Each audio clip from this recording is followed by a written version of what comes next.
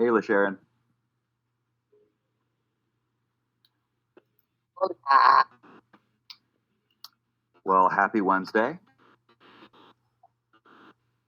Thank you for hopping on our monthly brief. We're going to give it just a couple more minutes before we get started. Are you running the brief this time, Alan? I am. Allison actually is moving at the moment. She's actually set up. She's in her new location, but she is having internet problems. We're attempting to troubleshoot that right before this, but she's not expecting to have regular access to Wi-Fi until I believe Sunday. So we'll see. We'll see how that goes. But yeah, I will be filling in for today. Oh, I see Paul is also here. And we'll also be recording this as well and hosting this. Hey, Paul.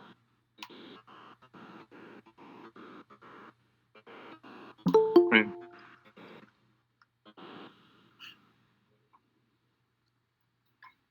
All right, I'll give it just a couple more minutes, let people funnel in, and then we can get started.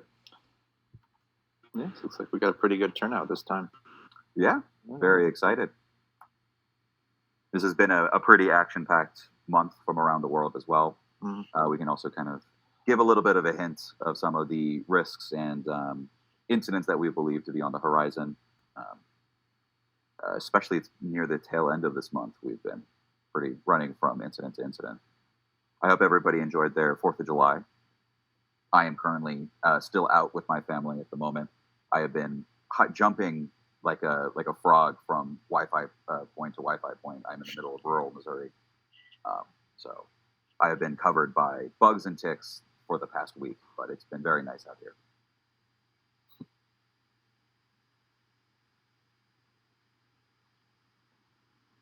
Jeff and Connor, I believe you look like you're still in the same location, still at home. Yeah. Mm-hmm. Yeah, Connor, you got your fun escapade done early. Yeah. No, I will be home for the rest of the summer. I have no more trips lined up. So, although I can say, as someone in rural Pennsylvania, at least the bugs and ticks part is very much concerned here as well. So. Jeff, I don't think you understand just how coddled we are out in Colorado, just how nice and dry the air is. Oh, I know, and I love it. Yeah, it's great. It's incredible. I'm from Arizona, so I'm from a naturally dry place. I moved to Colorado, another very dry land. Makes me forget that almost the entirety of this country is a humid jungle. Mm-hmm. No, see, I live in the middle of the Appalachian Mountains, and I go to school on the Great Lakes. I can't escape the rain. It's everywhere. It's incredible. It's just not something I was prepared for. So just going outside is like walking through a sauna. But I believe it is 12:35, so we can get started. And Meredith can start recording whenever you're ready. Perfect. Thank you, everybody, for attending. This will be another one of our monthly briefings. We'll actually get started in the next slide. We'll have all of us introduce ourselves and our roles on this team. And then we'll start introducing some of the incidents that we've been monitoring, some of the advisories that we've been putting out over the month, as well as giving a little bit of a look at some of the incidents and risks that we're expecting on the horizon. So just getting started, I'm Alex Scott. I'm the operations lead here at Safe Abroad. Allison is not able to make it. She is currently moving. She's trying to set up her internet, but she sends her regards. Meredith, I believe, will be our silent partner for today. She's the client engagements lead and also an intel analyst here at Safe Abroad. She'll be recording this as well, so we can host this for posterity.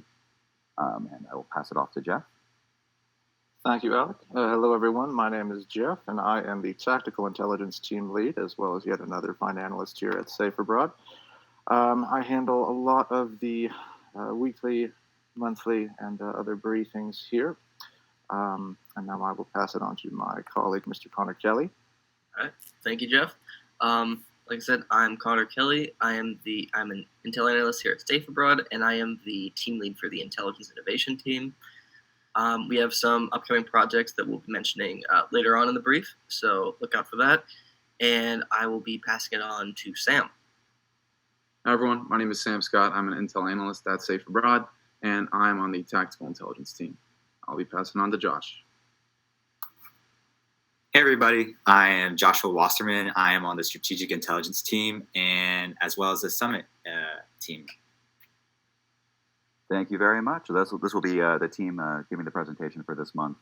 We'll start with some of the recent incidents as well as some of the incidents that may have begun before this month but may have intensified or their effects may be continue to be felt throughout this month, especially the Canadian wildfires. Many of these are linked either to advisories that we've been putting out, some of the incidents that you may have seen in the daily briefs, as well as some of the either forecast or horizon reports or situation reports that we put out on a weekly or monthly basis. And then we'll start turning to the month ahead, give some insight or some feedback, or give some insight and some information on what to be looking out for in the future, especially the upcoming month. So we'll get started with recent incidents. Some of these may be familiar and some of these may be more background as well. So in Canada, many wildfires burned across millions of acres across Canada in the past month. Many Canadians were evacuated across Quebec, Nova Scotia, Alberta, and other regions. Beyond just the evacuations, there was lots of smoke from the wildfires that also affected the United States, prompting severe air quality warnings in the area. And although emergency crews responded swiftly to keep the fires under control, many other fires are still burning. And travelers in the area should be aware of the potential worsening air quality in the coming days and weeks. In Sri Lanka, on June 7th, several student groups formed a protest outside of the university in Colombo, Sri Lanka. The participants demanded the release of activists that were imprisoned in previous protests. Local police forcefully dispersed the protesters with riot gear, tear gas, and water cannons. And Sri Lanka has seen other protests related to the country's worsening economic crisis over the past year and months. And travelers in the area in Sri Lanka should avoid the protest activity and follow the directions of security forces. In Germany, on June 12th, 2 American women were assaulted and one unfortunately killed in Neuschwanstein Castle in Germany. Two of the women met an American man at the castle. The man then convinced them to go to a more remote location along the edge of the trails on a cliff. And the police reported that the man tried to sexually assault the woman, but when they resisted, he pushed the woman off the cliff. One of the women unfortunately succumbed to her injuries in the hospital, and later the police were able to apprehend the suspect as seen in the photo.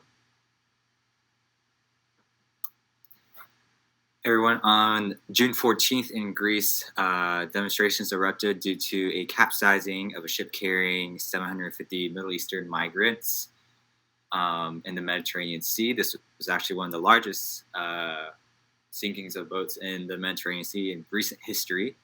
Many people drowned, all but 104. Many people accused the Greek Coast Guard of botching the rescue, and the Coast Guard has disputed those accusations.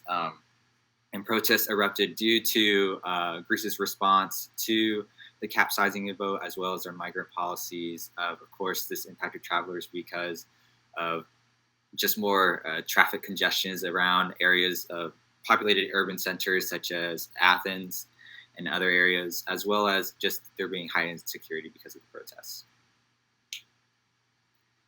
And on June 21st in France, in Val du Gras, in Paris, there was a gas pipeline explosion, injuring many and killing one and injuring many.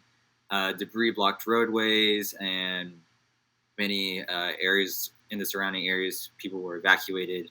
Gas explosions are actually not unheard of in Paris due to the historic nature of the buildings, and which require regular maintenance.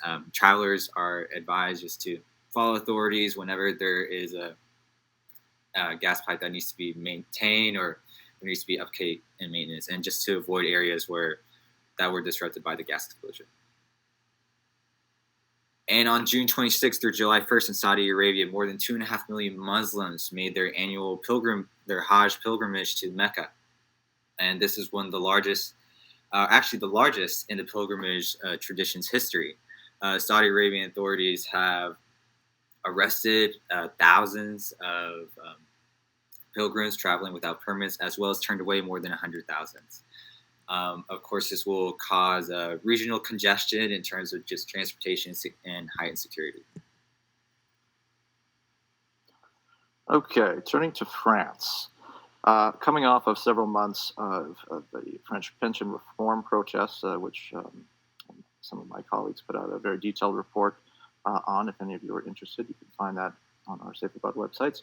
On June 27th, police in the Nanterre suburb of Paris shot and killed a 17-year-old by the name of Nahel Merzouk during a chase following a traffic stop.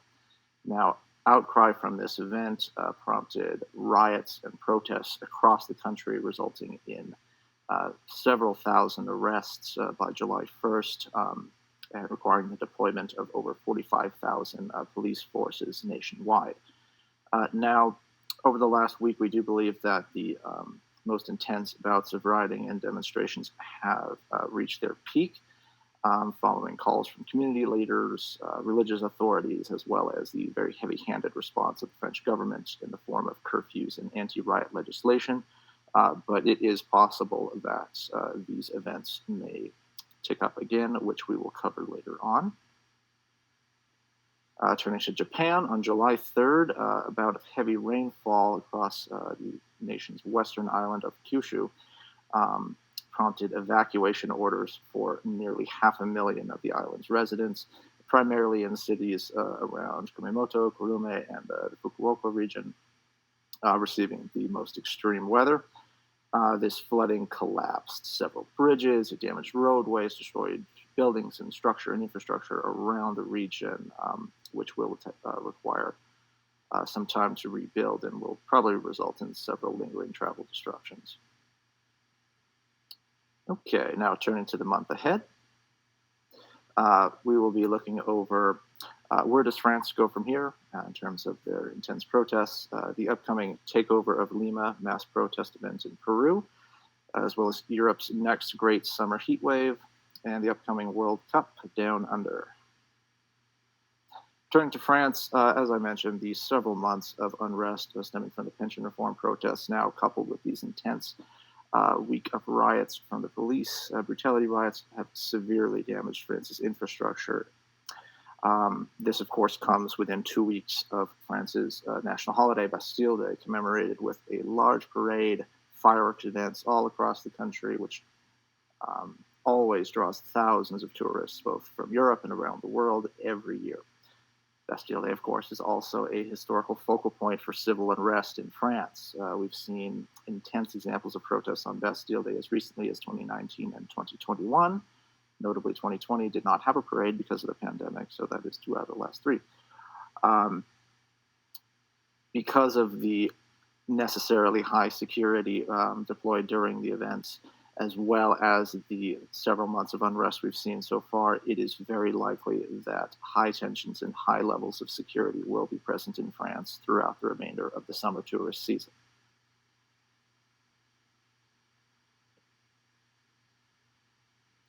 Now on to Connor. Thank you, Jeff. All right, so moving forward, as Jeff mentioned previously, we're looking at some very large protest events in Peru. Beginning on July 19th, activists in Lima, Peru's capital, are going to be holding a series of mass protests across the city. These protests are mainly being used to call for the resignation of Peru's president, Dina Boluarte. This is stemming from previous issues in Peru where Peru's last president was impeached and arrested, and Dina Boluarte took the presidential office in his stead. Many protesters are getting increasingly angry with the government after what was assumed to be early elections were called off, and the current president is expected to serve out her full term until elections in 2026. These protests are being dubbed the Takeover of Lima. There have been multiple takeovers of Lima before, but this Takeover of Lima is expected to last from July 19th to 28th, with the 28th being Peru's Independence Day. Demonstrations are expected to be particularly severe on Peru's Independence Day, just being the nature of it being a national holiday and these being a group of people dissatisfied with the government. Previous takeovers have seen violent clashes between demonstrators and police and security forces. These protests have resulted in vandalism, dozens of deaths related to the incidents, and overall are major security events that we've been keeping an eye on as they are ongoing in Peru. More updates are expected to follow. we are actually putting together a document of sorts discussing ongoing demonstrations in Peru. Our current goal for publishing that is sometime in the next few weeks, so keep an eye out for that. Then moving forward, in Spain, specifically southwest Spain, which is experiencing a severe heat wave, which began on June 28th. The heat wave has been dubbed Heatwave Iago, and is the second named heat wave ever since the Spanish Weather Authority began tracking and naming severe heat wave events last year. The heat wave last year was particularly severe as it spread all the way across Western Europe, reaching as far as Germany, and led to various health issues. There were a few deaths attributed to it, transportation issues. Overall, it was a very disruptive weather event and lasted for a large portion of the summer. Currently, with the current heat wave going on in southern Spain, temperatures have already topped 111 degrees in the city of Seville, and the heat wave is expected to persist throughout the summer. So this is going to be an ongoing event that will be experienced over the next few months, something that we're keeping a very close eye on. And then in Australia and New Zealand, Australia and New Zealand will be jointly hosting the 2023 Women's World Cup. The World Cup is set to begin on July 20th, with the final match set to take place on August 20th. There are a number of event venues across the majority of major cities across both Australia and New Zealand. The World Cup is expected to be the 2023 World Cup is expected to be the largest Women's World Cup to date, drawing large crowds from both domestic and foreign groups. So we're expecting to see a large confluence of people in major urban centers in Australia during the World Cup. Travel disruptions are going to be the biggest impact of the World Cup, particularly in public transportation, which many cities have gone out of their way to recommend travelers use instead of their own private means of transportation, whether it be renting cars or cars that they already own within Australia or New Zealand. So public transportation is expected to see pretty severe delays, but the biggest delays are going to be experienced in air travel, particularly surrounding both local and foreign hubs for air travel to Australia and New Zealand, and flights between the two countries, as there will be a large segment of the population who flies between both countries to see different stages of the World Cup, depending on where matches are held. We haven't identified any major security concerns beyond what you would normally expect with high turnout events. No one has specifically announced plans to target the World Cup, and past Women's World Cups have not been the target of any sort of attack or major security event, but it's something we're continuing to monitor and keep an eye on. Looking forward, in the next few weeks, my team, the Intelligence Innovation Team, is planning on publishing an immersive briefing discussing various aspects of the Women's World Cup. So look for that coming out in the next few weeks for more information. And I believe I'll be turning it back over to Alec for the wrap-up. Yes, thank you very much, Connor. Yes, that will be the end of our monthly brief. As Connor was mentioning, we have a couple of reports in the works that will be linking to many of the incidents that we've been covering today. We also want to make sure that everybody stays aware of the incidents that we will be posting, as well as the advisories that we'll be continuing to send out. The examples, especially of the Spanish heat wave, the previous year's example has proven that, as we have hinted, that these heat waves are coming. They are now beginning to be felt. Many of these incidents that we've been monitoring will probably continue to intensify over summer, especially as energy and cost of living continues to increase in price.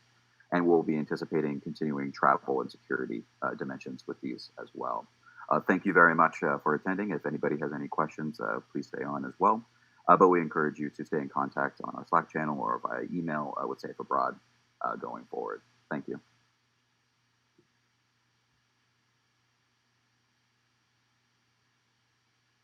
Thank you, guys.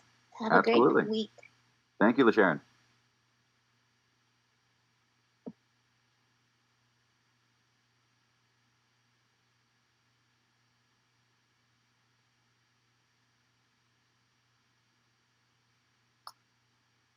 Sonia, do you have any questions or concerns?